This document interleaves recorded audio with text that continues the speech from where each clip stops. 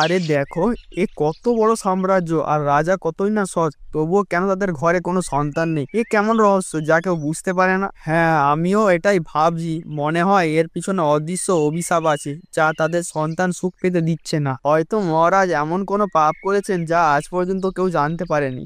রুদ্রনগর রাজ্য খুবই সমৃদ্ধ এবং বিশাল ছিল। সেখানে রাজা বিক্রম তার রানী সোনিয়ার সাথে থাকতেন। তাদের বিয়ের অনেক বছর কেটে গেছে, কিন্তু তবুও তাদের কোনো সন্তান ছিল না। এর মধ্যেই একদিন, যতই ভালো মন হোক, যতই পরের উপকার করুক না কেন, কিন্তু যখন কর্ম সঙ্গ না দেয় তখন সন্তান সুখ মেলে না। হ্যাঁ হ্যাঁ, একদম ঠিক বলেছিস। আরে মন ভালো হলে কি হবে, কর্মও তো ভালো হওয়া চাই। সে কারণেই হয়তো একটা শিশু জন্ম দেওয়ার সঙ্গে সঙ্গেই মারা গিয়েছিল। তারপর এত বছর কেটে গেল আর তবুও তারা সন্তান সুখ পেলেন না। সন্তান তো ভাগ্যের জোরে হয়, যারা কুঁড়ে ঘরে থাকে তারাও সন্তানের সুখ পায়। দেখ, এই রাজমহলে কোনো কিছুর অভাব নেই, কিন্তু রাজা ও রানীর হাজার চেষ্টার পরেও এই রাজমহল উত্তরাধিকারী পেলেন না।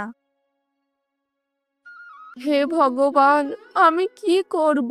সবাই আমার উপর হাসছে, আমার উপহাস করছে। আমি আমার স্বামীকে সন্তান সুখ দিতে পারছি না। এই বলে মহারানী কাঁদতে থাকেন এবং নিজের কক্ষে চলে যান। কিছুক্ষণ পর মহারাজ এসে বলেন, কি হলো মহারানী, আপনি আবার কাঁদছেন? মহারাজ, আমরা এমন কি পাপ করেছি যে আমি মা হতে পারছি না? আমার মন দম বন্ধ হয়ে আসছে। আপনি অন্য বিবাহ করে নিন, আমি আপনাকে সন্তান সুখ দিতে পারবো না। মহারানী, আপনি কাঁদছেন কেন? কেন এমন ব্যাকুল হচ্ছে? আমাদের সন্তান শুধু আপনার থেকেই হবে। আমি আপনাকে ছেড়ে অন্য বিবাহ করতে পারি না। কিন্তু মহারাজ, লোকে কটাক্ষ করতে থাকে। আমি প্রতিদিন এই কথা শুনে শুনে ক্লান্ত হয়ে গেছি। আমি এই যন্ত্রণা নিয়ে বাঁচতে পারছি না। চিন্তা করবেন না, আমরা কালকেই জ্যোতিষীকে ডাকবো, দেখবো আমরা সন্তান সুখ পাবো কিনা। যদি না পাই তবে আমরা কাউকে দত্তকও নিতে পারি। জগন্নাথ, এখনই জ্যোতিষীকে ডাকুন। আমি আমার ভবিষ্যৎ সম্পর্কে জানতে চাই। আমার সন্তানের পথ কি? যদি মহারাজের কোনো সন্তান না হয় তবে শুধু আমার ছেলেই রাজ্যের রাজকুমার হবে। হ্যাঁ, আমি মহারাজকে কখনোই সন্তান সুখ পেতে দেব না। যা আমি আগে করেছিলাম তাই এখনো করব। আসুন সাধু বাবা, আমাদের ভবিষ্যৎ দেখুন এবং বলুন যে আমরা সন্তান সুখ পাবো কিনা। মহারাজ, আপনার সন্তান সুখ নিশ্চিত, কিন্তু তা পেতে হলে আপনাকে জঙ্গলের গভীর অংশে যেতে হবে। এই সন্তান কোনো সাধারণ সন্তান নয়, এই সন্তান পুরো রাজ্যের গতিপথ বদলে দেবে। কি সত্যি সাধু বাবা? আমার চোখে জল আসছে, কিন্তু আনন্দের জল। সৈন্যদের উপহার দেওয়া হোক। আজ আমি অত্যন্ত খুশি। এই খবর শুনে আমার হৃদয় ভরে গেছে। আমি এমনটা কখনোই হতে দেব না। যা আমি বহু বছর আগে করেছিলাম তাই এখনো করব। কেবল আমার ছেলে রাজ্যের অধিকারী হবে, অন্য কেউ নয়। এই সন্তানকে আমি কখনোই রাজ্যে পৌঁছতে দেব না। মহারাজ ও মহারানী তাদের চিন্তা ও আশা নিয়ে থাকেন। অনেকদিন কেটে যায়। অন্যদিকে গ্রামের সৈনিক রঘু তার পরিবারের সাথে থাকতো। সে রাজমহলে সৈনিকের কাজ করত। তার স্ত্রী লতা এবং প্রিয় কন্যা মীরা তার সাথে থাকতো। লতা, আমাদের মেয়ের ভালোভাবে খেয়াল রেখো। আর ওর পিঠে যে বিশেষ চিহ্নটা আছে সেটা যেন কারো চোখে না পড়ে, না হলে সেদিন আমাদের মেয়েকে আমাদের কাছ থেকে ছিনিয়ে নেওয়া হবে। মা বাবা, তোমরা দুজনে তো ঘাবড়ে আছো কেন? তোমরা কি কিছু লুকাচ্ছ? আমাকেও বলো, আমিও ভয় পাই না, শুধু জানতে চাই। কিছু না মা, শুধু তোমার মায়ের স্বভাব কখনো কখনো সামান্য জিনিসকেও বড় করে তোলে। কিন্তু সত্যি বলতে কোনো বিপদ নেই, তুমি চিন্তা করো না। বাবা, আমি আমার সখীদের সঙ্গে জঙ্গলে ঘুরতে যাচ্ছি। আমি শুনেছি সেখানে অনেক অদ্ভুত জিনিস আছে যা দেখা খুব জরুরি। একটু হেঁটে ফিরে আসবো, কোনো সমস্যা হবে না। মা, জঙ্গলে বিপদ আছে, সেখানে কি করতে যাবে? বাবা, আমি খুব সাবধানে যাব, শুধু একটু ঘুরে ফিরে আসবো। আপনি চিন্তা করবেন না। আমি আপনার বিশ্বাস না ভেঙে নিজের কৌতূহল পূর্ণ করতে চাই। ঠিক আছে মীরা, তাড়াতাড়ি এসো এবং বেশি দূরেও যেও না। জঙ্গল গভীর আর সেখানে অজানা বিপদ থাকতে পারে। সব সময় মনে রেখো, আমরা তোমার জন্য চিন্তিত থাকি। এত দিন কেটে গেল, আমরা রোজ জঙ্গলে যাই কিন্তু কোনো সন্তান পেলাম না। আমরা বুঝতে পারছি না কেন আমাদের ভাগ্য আমাদের সাথে নেই, কেন আমরা এই সুখ থেকে বঞ্চিত। আমার আত্মা অশান্ত আর মন ঘাবড়াতে থাকে। হয়তো সেই জ্যোতিষী আমাদের ভুল পথ দেখিয়েছেন। আমাদের কোনো সাধুর সাথে দেখা করে সত্যটা জানতে হবে। তবেই আমাদের জন্য সঠিক পথ সামনে আসবে। আমাদের বিশ্বাস রাখতে হবে যে সময় এলে সব ঠিক হবে। হ্যাঁ, আপনি ঠিক বলেছেন। চলুন আমরাও গভীর জঙ্গলের দিকে যাই, দেখব আমাদের ভাগ্যে কি লেখা আছে। এই বলে তারা দুজনে রাজমহল থেকে বেরিয়ে পড়েন। মহারাজ ও মহারানী, আপনারা দুজন কোথায় যাচ্ছেন? আমি কিছু বুঝতে পারছি না। মন্ত্রী, আমরা এমনি হাঁটতে যাচ্ছি, সন্ধ্যার মধ্যে ফিরে আসব। মহারাজ গভীর জঙ্গলের দিকে চলে যান। কিছুক্ষণ পর জঙ্গলে মহারানী সোনিয়া মাথা ঘুরে যায় এবং তিনি মাটিতে পড়ে যান। হে ভগবান, এখন আমি কি করব কিছুই বুঝতে পারছি না। মহারানীর কি হলো? আরে কেউ সাহায্য করো, জঙ্গলে কেউ আছো? ঠিক তখনই মীরা তার সখীদের সঙ্গে সেখানে আসে। আরে আরে, দেখো কেউ বিপদে পড়েছে মনে হয়, তাদের আমাদের সাহায্য করা উচিত। মীরা, ছেড়ে দাও, আমাদের বাড়ি যেতে হবে, দেরি হচ্ছে। আমাদের বাবা মা রাগ করবেন, আর তাছাড়া মা তো আমাদের বাড়ি থেকে বেরোতেই দেন না। তুমিই তো যে মায়ের সামনে জেদ করে দাঁড়িয়ে থাকো আর আমাদের জঙ্গলে নিয়ে আসো। তুমি ছাড়া কি করে আসা যায়? তোমরা একটা কথা জানো কি, বাবা আর মা আমাদের কাছ থেকে কিছু লুকিয়ে রাখলেও গ্রামের লোকেরা আমার সম্পর্কে যা যা কথা বলে তার অনুভূতি আমার আছে। আমার তো এমনও মনে হয় নিশ্চয়ই কোনো বড় রহস্য আছে যা আমার বাবা মা আমার কাছ থেকে লুকাচ্ছেন। তুমি সব সময়ের মতো আবার সেই সব কথা বলতে শুরু করেছো? আরে হ্যাঁ, মনে পড়লো, তুমি তো এখনই বলেছিলে না যে তোমার এদের সাহায্য করতে হবে যারা জঙ্গলে পথ হারিয়েছেন? হ্যাঁ হ্যাঁ, মনে পড়েছে, আমাকে তাদের সাহায্য করতে হবে। আমি আমার হৃদয়ের কথা শুনি, একটু জল এনে তাদের সুস্থ করব। আমরা যদি সাহায্য না করি তবে কে করবে? কিছুক্ষণ পর মীরা কাছের পুকুর থেকে জল এনে মহারানীকে দেন এবং তিনি জল পান করে জ্ঞান ফিরে পান। মহারাজ, আমার কি হয়ে গিয়েছিল আর আপনি এমন ভাবে চিন্তিত কেন? মহারানী, আপনি অজ্ঞান হয়ে গিয়েছিলেন, আর এই মেয়েটি জল এনে আপনাকে জ্ঞান ফিরিয়ে এনেছে। তোমার নাম কি মা? তুমি খুব দয়ালু মনের। এমন অপরিচিত ব্যক্তিকে কেউ সাহায্য করে না, কিন্তু তুমি করেছো। আমার নাম মীরা, আমার বাবা সৈনিক এবং বাড়িতে আমার জন্য অপেক্ষা করছেন। এখন আমাকে যেতে হবে। এই কথা বলে মীরা সেখান থেকে চলে যায়। এই মেয়েটির মুখটা দেখো, কত নিষ্পাপ আর মিষ্টি। এমন মনে হচ্ছে যেন আমাদের দুজনের কোনো অদ্ভুত সম্পর্ক আছে। মহারানী, এই মেয়েটি কার সন্তান? আমাদের তার প্রতি সম্মান দেখানো উচিত, কিন্তু মন কেন অন্য কিছু অনুভব করছে? কে জানে, হয়তো এটা কোনো বিশেষ বন্ধন। আমি এটা অনুভব করছি কিন্তু বুঝতে পারছি না। চলুন, এখন আমরা যে কাজের জন্য জঙ্গলে এসেছিলাম তা শেষ করতে হবে। সাধু মহারাজের কাছে যাই। এরপর মহারাজ ও মহারানী সাধু মহারাজের কাছে পৌঁছান। সাধু মহারাজ তাদের দেখেই হেসে ফেলেন। এসো এসো মহারাজ, কেমন আছেন? কেমন পরিস্থিতি? আপনাকে চিন্তিত দেখাচ্ছে।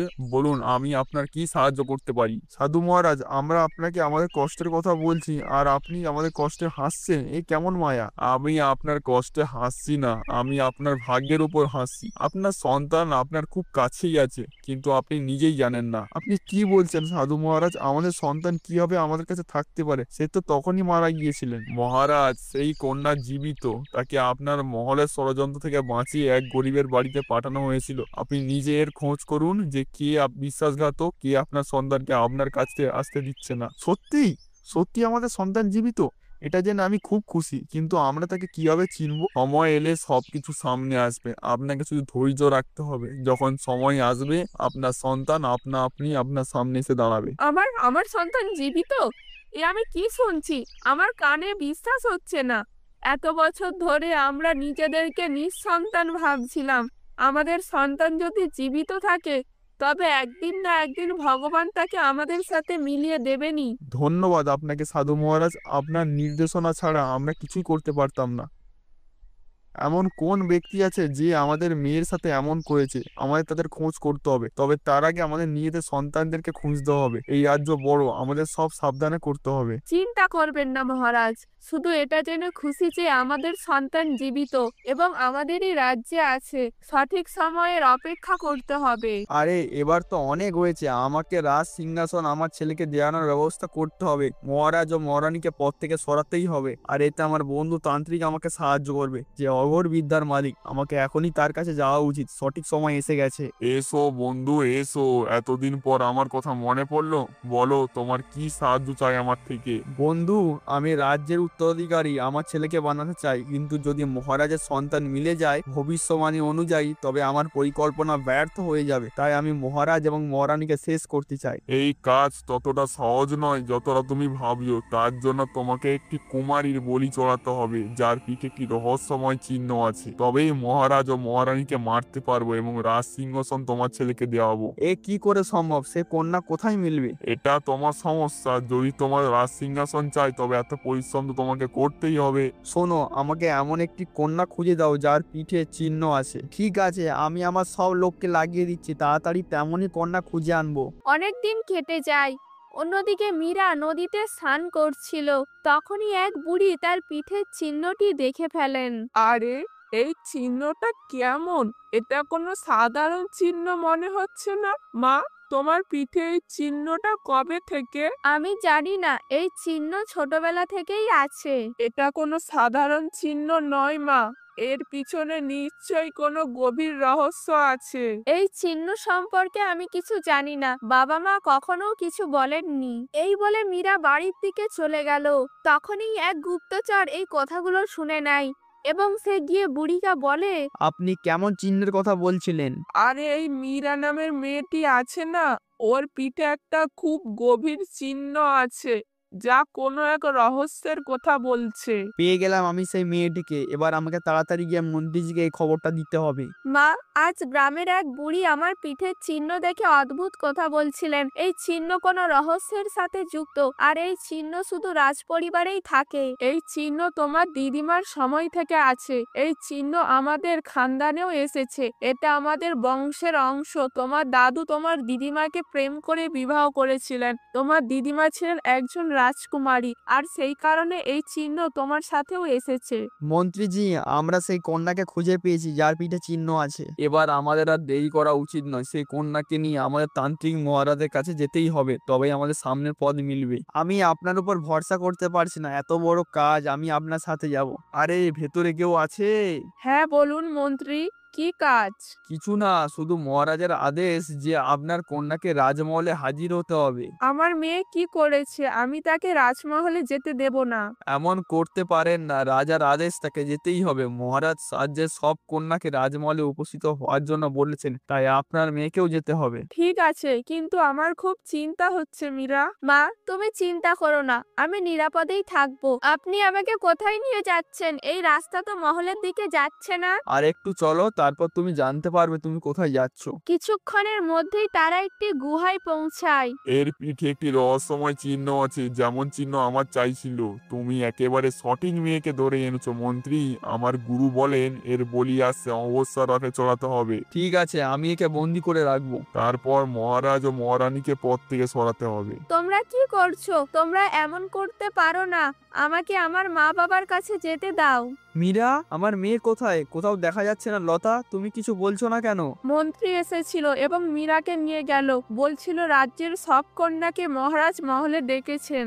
এ কি বলছো তুমি? আমাদের মেয়ের প্রাণ বিপদে। তুমি কি করে দিলে লতা? তুমি জানো না মন্ত্রী কতটা নীচ প্রকৃতির লোক? এখন আমরা কি করব? রঘু, আমাদের মহারাজের সাহায্য নিতে হবে। কিন্তু যদি মহারাজ জানতে পারেন তবে তিনি আমাদের মেয়ে থেকে আলাদা করে দেবেন। যদি আমি না যাই তবে আমার মেয়ে মারা যাবে।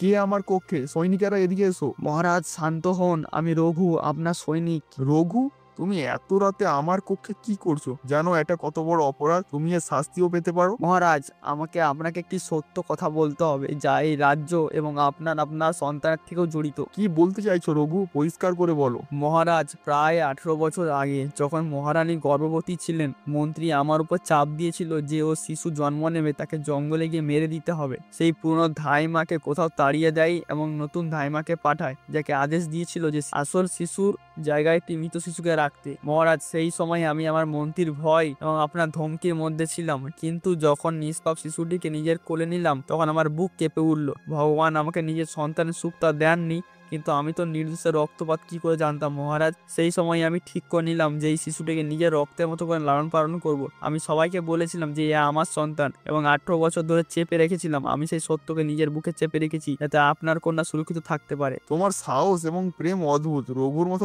মানুষ দুর্লভ। তুমি একটি পাপও করেছো আর তার সাথে একটি পুণ্য, তাই আমি তোমাকে ক্ষমা করছি। এখন বলো আমার কন্যা কোথায়? আমাকে এখনই তার কাছে নিয়ে চলো। এখন আমাদের মেয়ে মীরাকে বাঁচানোর সময় এসে গেছে। মহারাজ মন্ত্রী তাকে তান্ত্রিকের হাতে তুলে দিয়েছে, আসলে অমাবস্যার রাতে তার বলি দেওয়ার জন্য। এ কি বলছো তুমি? আমাদের এখনই ব্যবস্থা নিতে হবে। মহারাজ এখন আপনি মন্ত্রীকে কিছু বলবেন না। যদি মন্ত্রী জানতে পারেন তবে সে মীরাকে আরো দূরে নিয়ে যাবে। ঠিক আছে, আমরা এখনই তান্ত্রিকের কাছে যাব। পরের দিন সকালে মহারাজ এবং রঘু গভীর জঙ্গলের দিকে রওনা হন। তখনই রাস্তায় তাদের সেই সাধু মহারাজ দেখা দেন। মহারাজ, তোমার কন্যার খোঁজ অবশেষে তুমি পেলে, কিন্তু তোমার কন্যাকে বাঁচানো সহজ হবে না। সেই তান্ত্রিক কোনো সাধারণ নয়। তাকে হারানোর জন্য তোমার একটি অমর কুণ্ডের তলোয়ার চাই। সাধু বাবা, আমি আপ্রাণ চেষ্টা করব। আমাকে বলুন সেই তলোয়ার কোথায় মিলবে। দক্ষিণ দিকে যাও, সেখানে অমর কুণ্ড মিলবে, যেখানে তলোয়ার সুরক্ষিত আছে। কিন্তু মনে রেখো, অমর কুণ্ড তোমাকে প্রশ্ন জিজ্ঞেস করবে, কেবল সঠিক উত্তর দিলেই তলোয়ার তোমার মিলবে, অন্যথায় তুমি তোমার মেয়েকে হারাবে। সাধু মহারাজ, আমি প্রস্তুত। আমি আমার মেয়েকে বাঁচানোর জন্য আমার পুরো শক্তি ও বুদ্ধি লাগিয়ে দেব। মহারাজ আমাদের ক্ষমা করুন মহারাজ। যদি আমরা এত বছর ধরে রাজকুমারীকে সত্য লুকিয়ে না রাখতাম তবে হয়তো আজ তার জীবন বিপদে পড়তো না। হ্যাঁ রঘু, তোমার পাপ তো নিশ্চয়ই আছে, কিন্তু একই সাথে তোমার পুণ্যও আছে। তুমি আমার সন্তানকে পানে মারা হাত থেকে বাঁচিয়েছো এবং নিজের সন্তানের মতো পালন করে বড় করেছো, তাই তোমাকে কোনো শাস্তি দেওয়া যাবে না। মহারাজ, তুমি এখানে কেন এসেছো? আমি আমার মেয়েকে বাঁচাতে এবং এক শক্তিশালী তান্ত্রিককে শেষ করতে এখানে এসেছি, তাই আমার তোমার তলোয়ার চাই। তোমার সাহস এবং ধৈর্য কি এই তলোয়ার জন্য যথেষ্ট? তোমার এই তলোয়ার চাই, কিন্তু প্রথমে তোমাকে শর্ত পূরণ করতে হবে। আমি জানি আমাকে আমার মেয়েকে বাঁচাতে হবে। আমার এই তলোয়ার চাই। আমি যে কোনো পরীক্ষা দেওয়ার জন্য প্রস্তুত। প্রথম কাজ এই যে তোমাকে আমার গভীরে নামতে হবে এবং সেই রহস্যময় আলো পর্যন্ত পৌঁছাতে হবে, যা কেবল সত্য হৃদয়ের লোক দেখতে পায়। যদি তোমার মন শুদ্ধ হয় তবে আলো দেখা দেবে। মহারাজ এই কাজ কঠিন, কিন্তু আমি আপনার সাথে আছি। আমার প্রাণ গেলেও আমি আমার সন্তানকে বাঁচানোর জন্য যে কোনো চ্যালেঞ্জ সইতে প্রস্তুত।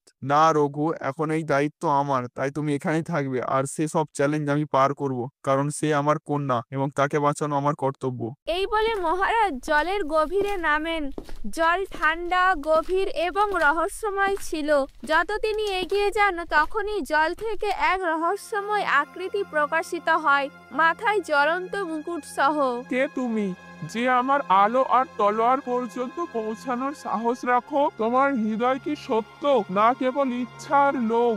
আমি মহারাজ বিক্রম। আমি আমার সন্তানের রক্ষার জন্য এসেছি। আমার হৃদয় কেবল স্নেহ আর কর্তব্য ভরা। যদি সত্যি তোমার হৃদয় শুদ্ধ হয় তবে আমি তোমাকে এই তলোয়ার দেব, কিন্তু আরো একটি পরীক্ষা আছে। তোমাকে ঝিলের মাঝে 3টি প্রশ্নের উত্তর দিতে হবে, যা কেবল এক নির্ভীক এবং ন্যায়প্রিয় রাজা দিতে পারে। আমি প্রস্তুত। আমার মেয়ে রক্ষার জন্য আমি যে কোনো পরীক্ষায় দাঁড়াতে প্রস্তুত। প্রথম প্রশ্ন, আসল সাহস কি? আসল সাহস তা যা নিজের ভয় এবং শত্রুতা সত্ত্বেও নিজের প্রিয়জন এবং ধর্মের রক্ষার জন্য দাঁড়িয়ে থাকে। দ্বিতীয় প্রশ্ন, একজন পিতার সবচেয়ে বড় কর্তব্য কি? নিজের সন্তানের রক্ষা করা, তার মঙ্গল এবং ন্যায় রক্ষা করে, বিপদ যত বড়ই হোক না কেন। তৃতীয় প্রশ্ন, একজন রাজার সবচেয়ে বড় বল কি? সত্য আর ন্যায়। যদি রাজার হৃদয় ধর্ম ও ন্যায়ের জন্য না কাঁপে তবে তার রাজ্য এবং তার জীবন ব্যর্থ। তোমার হৃদয় শুদ্ধ এবং নির্ভীক। এই তলোয়ার তোমার। এর ব্যবহার কেবল তোমার সন্তানের রক্ষা এবং ন্যায়ের জন্য করবে। মহারাজ বিক্রম তলোয়ার তুলে দেন। তার আলো তার চোখে সাহস ও আশা ভরে দেয়। এখন কোনো তান্ত্রিক আমাদের মেয়ে মীরাকে ছুঁতে পারবে না। রঘু, চলো আমরা এখনই অমাবস্যা রাতের আগে তাকে বাঁচানোর জন্য এগিয়ে যাই। মহারাজ এই কাজ কঠিন, কিন্তু আমি আপনার সাথে আছি। তান্ত্রিক, আজ তোর পাপের হিসাব এখানেই মিটে যাবে। আমার মেয়েকে ছেড়ে দে, না হলে তোর জন্য সূর্য কখনো উঠবে না। মহারাজ, আপনার কন্যা এ কোনো সাধারণ কন্যা নয়। ওর পিঠে যে চিহ্ন আছে তা 1000 জনের মধ্যে কেবল একজনের কাছে থাকে, আর আসছে অমাবস্যা রাতে এর বলি দিয়ে আমি সর্বশক্তিমান হতে পারি। মন্ত্রী ছিল আমার মহড়া, তারই মাধ্যমে আমি আপনার কন্যা পর্যন্ত পৌঁছেছি। তোর মতো দানবকে আমি জীবিত ছাড়বো না। বাবা বাবা, এ আমাকে মারতে চাইছে। মহারাজ এখন আমরা তলোয়ার আর আমাদের সাহস আমাদের সন্তানকে সুরক্ষিত রাখবে। আমি আপনার সাথে আছি প্রতিটি বিপদে। হ্যাঁ মা, এই গল্প অনেক লম্বা, তোমাকে সব বলবো, কিন্তু আগে তোমার পান বসাতে হবে। আরে বেঁচে থাকবে তবেই তো গল্প শোনাবে। থেমে যা, আজ তো ধ্বংসের দিন তান্ত্রিক। না, এ কোনো সাধারণ তলোয়ার নয়, এই অমরকুণ্ডের তলোয়ার। এমন হতে পারে না, এমন হতে পারে না। তান্ত্রিকের কালো শক্তি ধোঁয়ায় পরিণত হয়ে আকাশে বিলীন হয়ে যায়। কন্যা, প্রথম যখন তোমাকে জঙ্গলে দেখেছিলাম তখনই আমার হৃদয় বলেছিল যে আমাদের তোমার সাথে কোনো সম্পর্ক নিশ্চয়ই আছে। আজ ভগবান সত্য দেখিয়ে দিলেন। বাবা চলো এখন আমরা মহলে যাই, মন্ত্রীকে তার পাপের ফল পেতেই হবে। এরপর রঘু এবং মহারাজ মীরাকে নিয়ে রাজমহলে যান। তাদের দেখেই মন্ত্রী চমকে যায় এবং বলে, মহারাজ, আপনি আর এই মেয়েটি আপনাদের সাথে? মন্ত্রী, তুই আমার নিষ্পাপ মেয়েটিকে জন্মের সময় আমার কাছ থেকে ছিনিয়ে নিয়েছিলি এবং তাকে মারা ষড়যন্ত্র করেছিলি। আজ তোর শাস্তি হবে। না না, এমন হতে পারে না রঘু। রঘু, তুই বিশ্বাসঘাতক, আমি তোকে ছাড়বো না রঘু। অনেক তুই আমার সাথে এত বড় ধোঁকা করেছিস। সৈনিকেরা, মন্ত্রীটিকে ধরে নিয়ে যাও এবং আজীবন কারাবাসে ভরে দাও। মহারাজ, সত্যি আপনি আমাদের মেয়েকে খুঁজে পেয়েছেন? আমি সত্যি মা হলাম, ভগবান আমার কথা শুনেছেন। হ্যাঁ রানী, দেখো এই হলো আমাদের মীরা। মীরা, তোমাকে যখন প্রথম দেখেছিলাম তখনই হৃদয় বলেছিল যে তুমি আমার সন্তান। আজ ভগবান আমাদের আবার দেখা করিয়ে দিলেন। এটা তো আমার সৌভাগ্য, আমি দুজন মা বাবা পেয়েছি আর আমি এখন পৃথিবীর সব আনন্দ পেয়ে গেছি।